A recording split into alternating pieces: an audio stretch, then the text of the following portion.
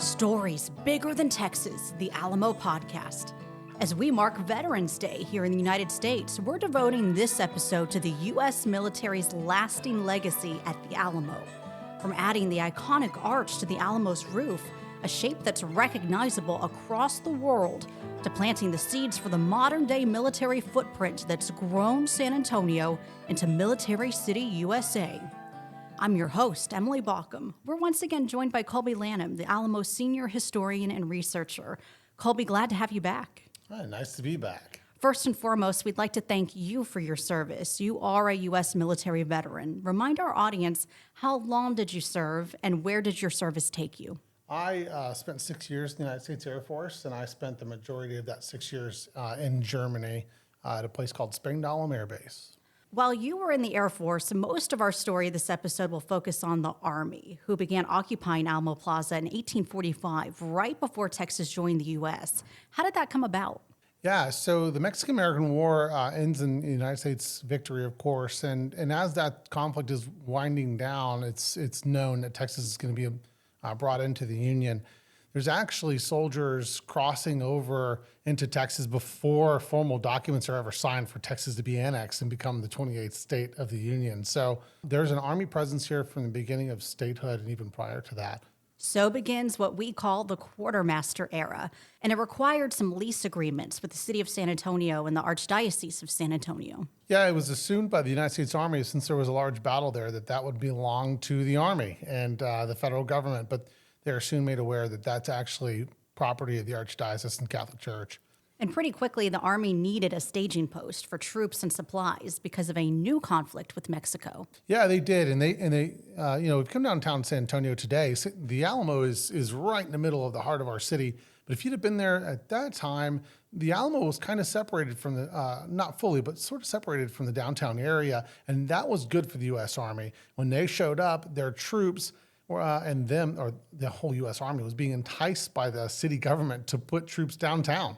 They wanted their money. They wanted them to, do things that troops do, drink and things of that nature. And the Army was very wary about that. So they actually split the command and put half of it over where the modern-day golf course is at Breckenridge, and they put the other half by Mission Concepcion to separate them from everybody and so they wouldn't cause any problems. And they'd focus on their duties as soldiers. And it isn't until later that they end up downtown in the Alamo. What was the lawn barrack used for at that time, and what was the church used for? They were both used to store quartermaster supplies, and that the Alamo becomes the center of a hub for. If you look at Texas as like a large wagon wheel, it is the hub of all things material for the U.S. Army. So they're housing anything from saddles to nails to horse tack, weaponry, uniforms, all the things that soldiers need to survive and live on the frontier. The buildings were frankly pretty beat up from the battle some 10 years earlier at this point, and the Army made a lot of modifications. Yeah, they sure did. The Army, when they're first using those buildings, the request was actually to tear both of them down. And the response from headquarters was, no, we don't own those buildings, so you're going to make do with what you've got. And that's why the Army is so heavy-handed in changing and modifying some of the buildings. So they made repairs to the lawn barrack. They removed the church rampart. What else did they do? They added a second floor into the church, and they also put it the first Alamo roof. And that roof, it is said that it's stuck up above the original church line, and the Catholic Church wanted that gone. So the story is that the hump-shaped cap is added in 1850 to hide that roof. They also whitewashed the walls. What was the purpose of that? It's probably had more to do with just aesthetics. Whitewashing those walls made it look sanitary and clean inside that building that they were going to use for somewhat office space, but also storage of their supplies. As we discussed in a previous episode of the podcast, that whitewash unknowingly is what preserved the frescoes in the sacristy. Yeah, I tell people all the time on my tours, the Army does not get the recognition it deserves for being preservationists. The Army, as the military makes its way through places, they're not known to preserve a lot. In this case, they saved something that was extremely important in Alamo history. And they made the Alamo Church even more iconic than what it originally was by adding that arch that we all know so well. Oh, yeah. And those soldiers, if they could be around today to see that and the impact that they had unknowingly adding that hump-shaped parapet, I think it'd be pretty awesome to see. It would be. It's during this time period, the 1850s, that camels are being used at the Alamo. That was part of a larger experiment by the U.S. Army. Yeah, the idea of the American West is ever changing. And when you look at Washington's West versus Jefferson's West, this westward migration is continuing, and the horses from mostly the American South were perfect animals for that expansion westward. But as you get into the arid American Southwest, the horses aren't doing so great, and neither are the men. It's very tough. And so camels are brought in as an experiment to try to push westward. They drink more water, but they could go further distances, and they're hoping to utilize them in a similar manner as you see in the Middle East and Africa. This summer, we had the Camel Corps come to remind us of this history.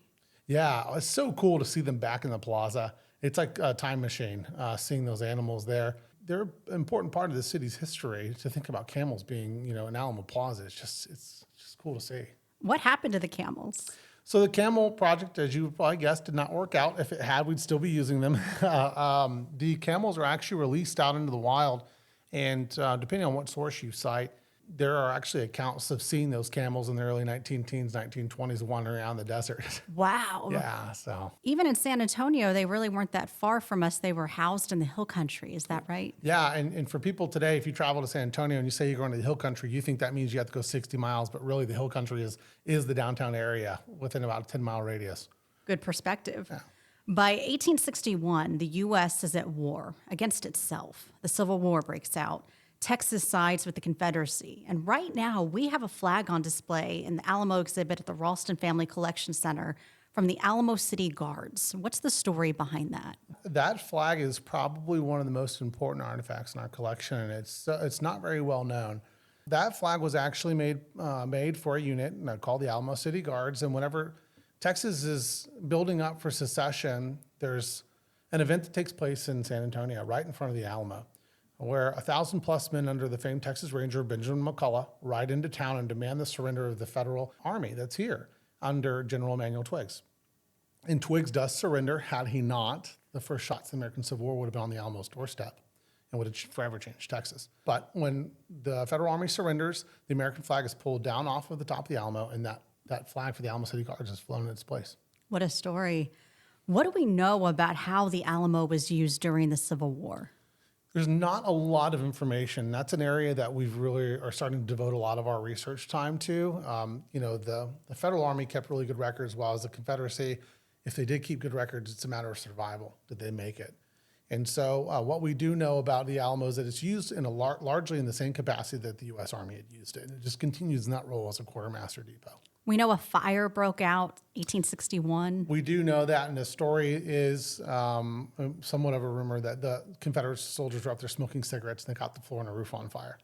We'll just never know. We'll never know. That's lost to It's a history. mystery, yeah. When the Civil War ends in April 1865, the U.S. Army moves back in, and San Antonio's population is growing. How did this impact the Army's operations? Yeah, San Antonio is no longer the dusty little western town. We are a growing, bustling city, and the U.S. Army is starting to really quickly realize that they have overgrown, the city has outgrown them, and they're starting to outgrow their own space. A great instance of that is that the U.S. Army at the Alamo is one portion of the Army's property, but also the Federal Arsenal at modern-day HEB headquarters. And that arsenal housed a lot of ordnance, and the people of San Antonio were getting very nervous that there was that much explosives in the downtown area, so they had to move most of that out. Well, by 1877, the Army leaves the Alamo for a new garrison, Fort Sam Houston, that's still a very key Army post today. Why did the Army need new space? Just outgrew the Alamo, the concerns about the explosives, all of the above? It's a little bit of everything. San Antonio becomes all things U.S. Army in the West. And so they have this huge role the Department of Texas fills.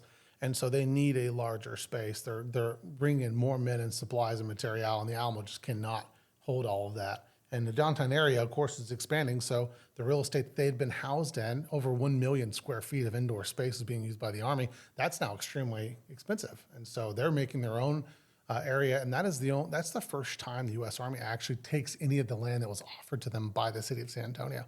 All those years prior, they had refused and maintained at the Alamo because it's central. It's right in the middle, and you couldn't have better property. The Alamo does have connections to other Army posts around Texas. What are those connections? Yeah, so the Alamo, through its quartermaster duties, is actually funneling supplies to 20+ forts, outposts, and bases of military operation for the U.S. Army throughout Texas. It's a major vein that supplies all of this supplies throughout the entire state. One of the big ones is obviously out in El Paso. Major Jefferson Van Horn he moves the U.S. 3rd Infantry Regiment from San Antonio into El Paso, right into the downtown area. And they actually form what will eventually become Fort Bliss. And that's a key stopping point in all things moving westward in an idea of what's now called Manifest Destiny. Visitors to the Alamo Church are familiar with the graffiti on the walls. Can we trace some of those drawings to service members? Undoubtedly, a lot of that graffiti could be tied to service members. There are multiple areas with charcoal where it says U.S. or USA, and it's up high enough where the second floor would have been. So it's undoubtedly from those troopers who were in the area, mostly cavalry. For the record, vandalizing the Alamo Church is now a state felony, but what's been up there for 100 years or more, certainly part of the historical record at this point. Yeah, we call that historical graffiti, and it is an important part of the Alamo story. We certainly don't want to forget the other branches of the military who have remembered the Alamo in their own ways over the years. In our collection center right now, we have a photograph of the USS Alamo from the U.S. Navy. Yeah, as you move into more modern times and the Army moves out of the downtown area, the spirit of that, of the Army being here, it continues to stay. And all the different branches in the U.S. military make the Alamo a place that they come and they use it for paying homage to the Alamo defenders. They use it as launching points for major wars and conflicts. And every year we host every branch of the military and have, military day, which is really cool. The military is one of the groups that do have the honor of hosting ceremonies and events in front of the Alamo Church. As you said, a way to honor the rich legacy here. This weekend, we have Military Appreciation Day, Saturday, November 11th, to mark Veterans Day. As you said, we also have military days during Fiesta. We have promotion and retirement ceremonies all throughout the year by service members. Yeah. When you see those happening, what's the response you see from the public? The public is in complete shock most of the time. While there are men in service uniforms downtown and they're trying to piece all that together, this is a long, long tradition in Military City, USA. San Antonio, specifically the Alamo, has been that pivotal point. And you can go all the way back to the Spanish-American War where Teddy Roosevelt's in front of the church saying it was in front of the Alamo where I mustered the courage to fight in the Spanish-American War, all the way to World War I when the troops actually have their grouping. Basically, they meet there and then they go overseas and they fight in the First World War. And when they come home, they meet at the Alamo again. And so it's over and over years on end that these traditions continue. And one of the main things I think about is our service members that have died in foreign conflicts or died in the line of duty that have lined in state inside the Alamo. We have 3 Medal of Honor recipients that line state inside the Alamo Church and 3 Medal of Honor recipients. And it's extremely important to our story. So we're proud of that. Very proud of that. The Alamo also hosts so many veterans reunions. Some are a bit impromptu, others are scheduled with us. And I know they personally mean a lot to you, Kolby. You recently had a group of veterans from Iwo Jima. Yeah, it makes me so proud to see the veterans who came before me coming back to the Alamo and using it as sort of a pilgrimage site. Those Marines that came from all over the United States, they could have went anywhere in our state, and they chose to come to the Alamo and have their event here, and that means a lot to us. And we were able to take them inside of the vault and show them a very special artifact we have from another Marine who fought at Iwo Jima. He brought us a handful of sand. Wow. Just awesome. That's incredible and such a lasting memory for those veterans, too. I mentioned impromptu reunions. Before the annular eclipse on October 14th, we had a group of veterans come. They unfurled a banner to take a photo in front of the church, and all of the crowd who was here for the eclipse just gathered around them and was clapping for them. It was so exciting to watch. Yeah, I think it, as an American, we are a fast-paced society and things are always moving very quickly. And when something like that happens, everyone comes to a standstill and they see what's taking place. And there's that moment of being very proud to be an American, also being very proud to be a Texan. It's cool to see everyone kind of come together on that. As you speak with these groups, give them tours, hear their stories. As both a veteran and an Alamo historian, what's the impact it has on you? One of the things I love most about working in a museum is being able to go inside of a museum and you're looking at artifacts and you're able to find yourself in the story. And these veterans, depending on what war they actually fought in or when they served, there are artifacts in our collection that span a huge time period. We have a bell from Camp Alamo, which obviously was there in Afghanistan, our nation's longest war. We have a knife from Vietnam. And so, images of the USS Alamo, which was a troop transport and vehicle transport ship used in Vietnam and prior. And so when veterans can come through and they can see themselves in the story, my job as a historian is fulfilled. And it makes me very proud to also be a vet and share that with them. How does it reconnect you, the veteran, the person, to the Alamo's history?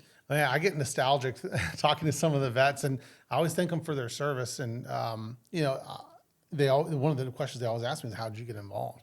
And, leaving the military changed me as a human being and made me something that I am today, a person that I am today. And I don't think that I would have landed a job here at the Alamo without the military, but it all comes back into this big circle, is that I'm contributing to the Alamo's history. I'm sharing this with these veterans, and in turn, they're going to share it with more people, and our story gets told. And I think that's big.